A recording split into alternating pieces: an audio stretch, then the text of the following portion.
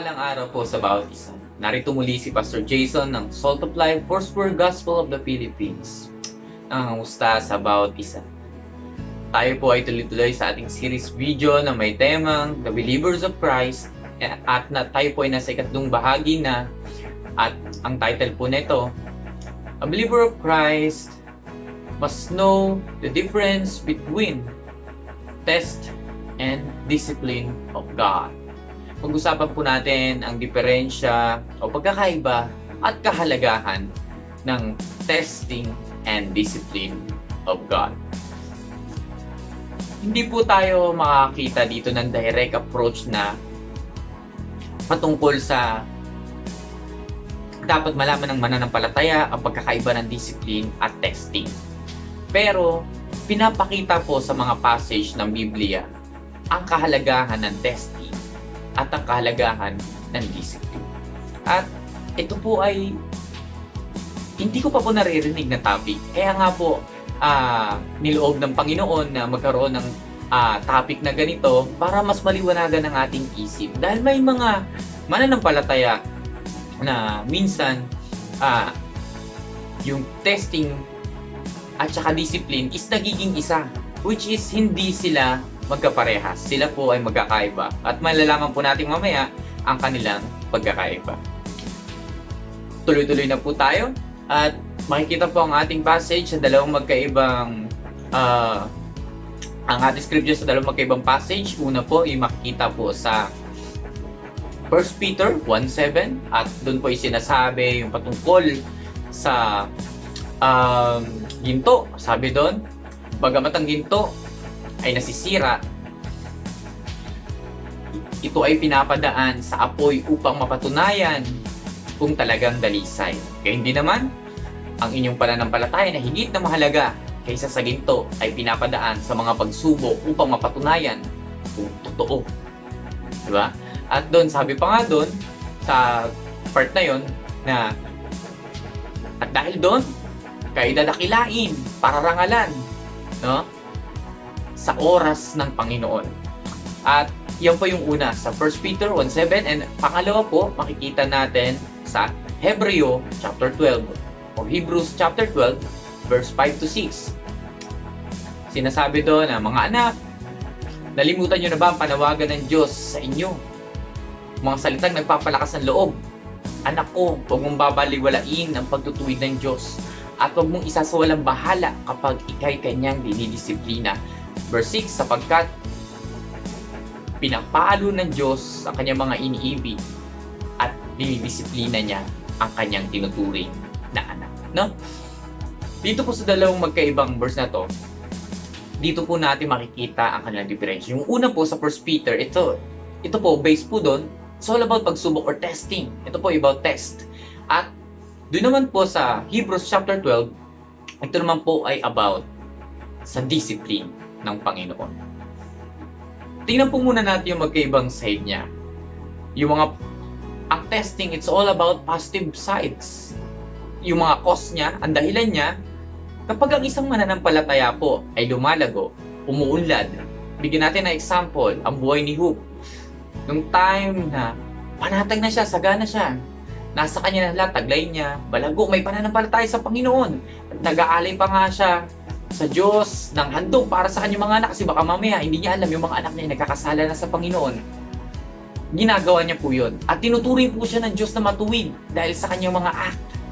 At dahil doon, sinabi niya sa Satanas, sa Panginoon, sinasamba ka lang naman ni Job dahil sa pagpapala mo sa kanya, dahil sa ginagawa mo para sa kanya. Subukan natin na alisin ang lahat sa kanya. Ewan ko na lang kung di ka iwanan ni Job at isumpa. But at the end, to make it short, no, hindi naging dahilan yon, no, para tumalikod siya sa Diyos, no, but yung pa yung naging dahilan, no, para sinabi niya pa nung time, yung unang beses yung time na yon na nawala sa kanya ang kanyang anak, ang kanyang ari-arian, ang lahat sa kanya. At first, hindi siya tumalikod sa Panginoon. Bagkus sinabi niya pa, pinunit niya ang kanyang damit. at nagdamit, naglagay siya ng abog sa ulo niya.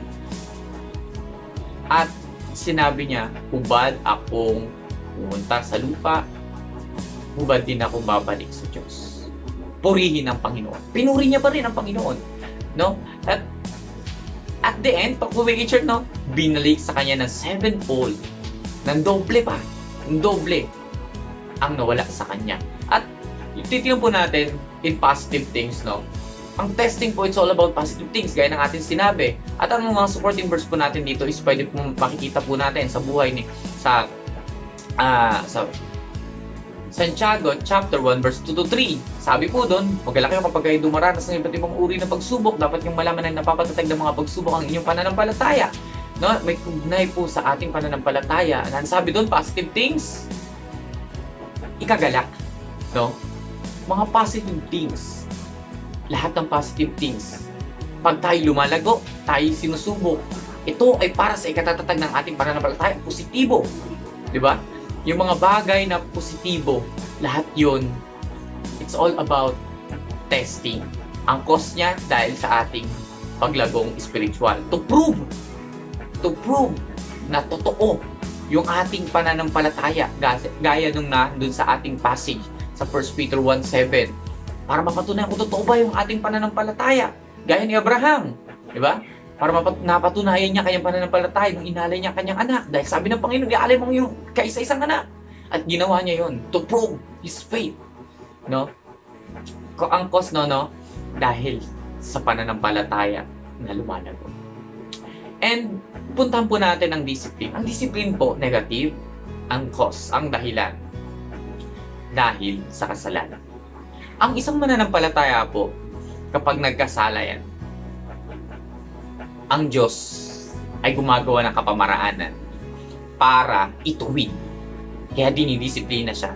Gumagamit ang Panginoon ng mga tao na nasa paligid natin, nagpapaalala. Minsan, kapatid sa pananampalataya, minsan nga iba pang tao. Minsan hindi pa kapatid sa pananampalataya.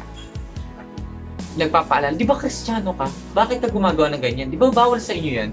Yung mga ganon, yan po ay pangungusap sa atin ng Panginoon. Kung meron tao na nagpapaalala sa atin ng ganon, siya man ay mananampalataya o hindi, sabi sa salita ng Panginoon, sa ating scripture about sa discipline, huwag natin baliwalain ang pagtutuwid ng Panginoon. Huwag natin isa sa walang bahala kung tayo kanyang dinidisiplina. Dahil tandaan natin, tayo yung mga lingkod ng Panginoon at tayo niya na mapahamak tayo. Kaya gumagamit siya ng mga tao ng kapamaraanan para tayo ituwid, para tayo maibalik sa Kanya, sa Kanyang presensya. Bakit?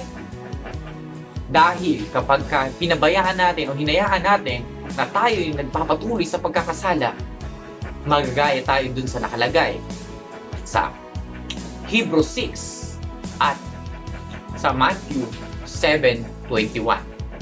Yung mga tao na tumatawag ng Panginoon, Panginoon. At sinabi ng Panginoon, sino ka? Hindi kita kilala. Diba? Ang Diyos ay gumagawa ng negatibo. Ang dahilan kung ba tayo dinidisiplina ng Panginoon dahil sa kasalanan na ating nagagawa. Una, yung sagot sa test, so positive thing dahil tayo umuunlad spiritually sa ating pananampalataya sa ating Panginoon at sa discipline dahil tayo ay nagkasala kung ba tayo dinidisiplina at pinapaalalahanan ng ating Panginoon. And lahat yan, it's all for our good. Tandaan natin kapatid, babalikan natin yung sinabi ko kanina, minsan may mananampalataya na pagsasama tong dalawa. Minsan akala natin tayo tinitest ng ating Panginoon, yung pala dinidisiplina niya na tayo. Kaya po, dito po is napakahalaga na siyasatin natin ang ating puso, ang ating sarili. Bakit? Kasi may dalawang tao, dalawang uri ng tao. Merong tao na pag nagkakasala, katulad ni David, ito yung isang part ng tao, time ng tao. Katulad ni David, noong time na siya nagkasala, nag-commit siya ng kasalanan, nirape niya si Bathsheba, nakita niya na naliligo, nirape niya. Si Bathsheba ay asawa ni Urias na kanyang kawal. At pinagtakpan niya yun. Akala niya wala nakakalam sa ginawa niya. But ginamit ng Panginoon si Prophet Nathan to make it short. Pinamukha sa kanya na siya ay nagkasala sa Diyos. Pinaalalahanan siya na ikaw yung taong yun. Ikaw yung ng rape. Ikaw yung nang-agaw sa asawa ng may asawa. At anong ginawa ni David? Nagpakumbaba. Tinanggap ang kanyang kasalanan. Nagsisi. At nagbalik loob sa Panginoon. No? Ito po yung kagandahan. Ito po yung isang uri ng tao. Yung ganyang karakter na minsan kailangan pang may magpamuka para malaman na siya ay nagkasala, na tayo ay nagkasala. At meron din naman tao na hindi mo na kailangan paalalahanan na mali yung nagawa niya. Dahil minsan siya na mismo yung nagsasabi, tayo na mismo yung nagsasabi na at lumalapit sa Panginoon, nagpapakumbaba at nagsisisi. But alin man dyan sa dalawang yan tayo, kapatid, okay lang po yan. Ang mahalaga po dyan, na tayo ay magbalik loob sa ating Panginoon. In a harsh way, katulad ng kay David, na kailangan pang mapahiya at magpaalala, o in a good way, na tayo na mismo nakaka-realize ng ating kasalanan at tayo nagbabalik loob sa Panginoon. Yan po yung dalawang uri ng tao pag nakakagawa ng kasalanan. No? And, punta naman po tayo, no? Kung dun sa friends nilang dalawa, no? Punta naman po tayo dun sa kagandahan nila. Ano po yung kagandahan kapag na dapat na malaman natin kung tayo dinidisiplina ng Panginoon o tayo ay tinitest ng Panginoon? Ano naman po yung kagandahan pagka alam natin to? Una, malalaman natin na malalaman natin kung ano yung dapat nating gawin. Masosort out natin na una, kung tayo ba itinitest ng ating Panginoon, na dapat tayong magalak. No? At pangalawa, kung tayo dinidisiplina ng Panginoon, na dapat na ikalungkot natin yun. Dapat na pagsisiyahan at talikdan natin yung nagawa natin kasalanan at tayo magbalik loob sa Panginoon. Yan naman po yung kagandahan. Kapag kaalam natin, makakapag-decide tayo ng maayos. Makakapag-decide tayo ng tama. Dahil kung hindi natin siya alam, mamaya, sisi tayo ng sisi sa ating mga kasalanan. Sisi tayo ng sisi, no? Yung pala, ang pinagsisisihan natin, yung kasalanan na hiningi na natin ng tawad sa ating Panginoon, gaya ko dati.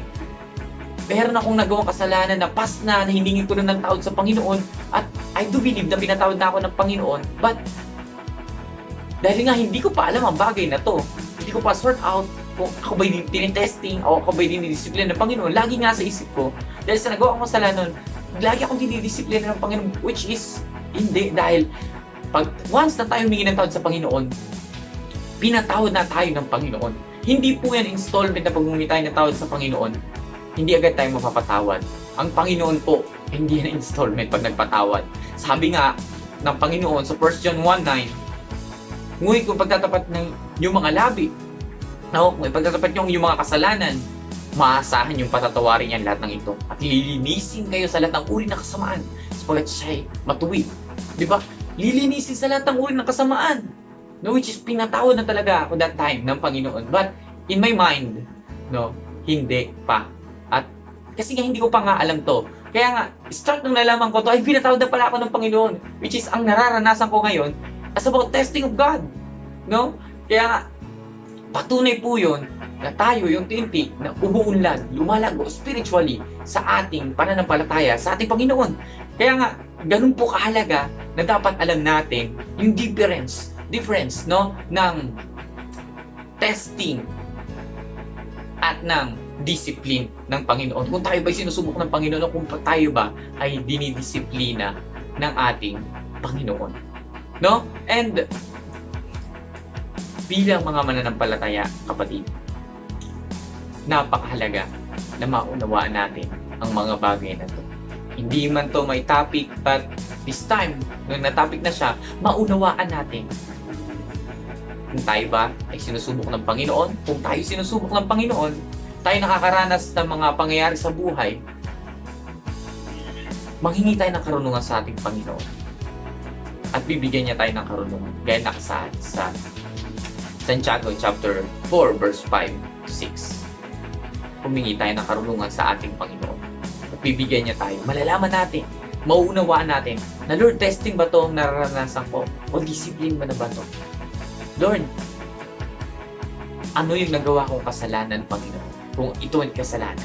At kung naunawaan natin na tayo nagkasala sa ating Panginoon, huwag na natin hintayin Napaalalahanan pa tayo ng Panginoon sa pamamagitan ng mga tao dahil nakakahiya, kapatid.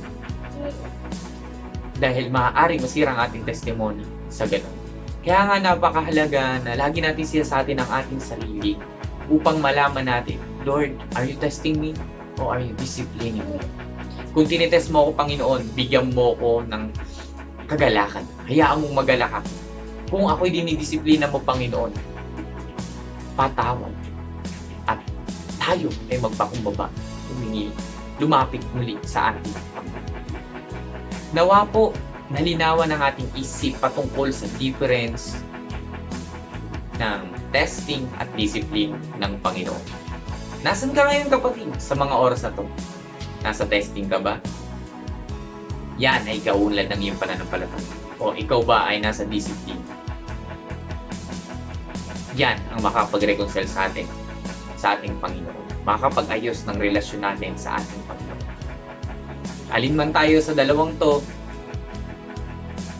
napakahalaga na maunawaan natin at mag-act tayo according sa dapat nating i-act kung tayo ba'y dinitest or dinidiscipline.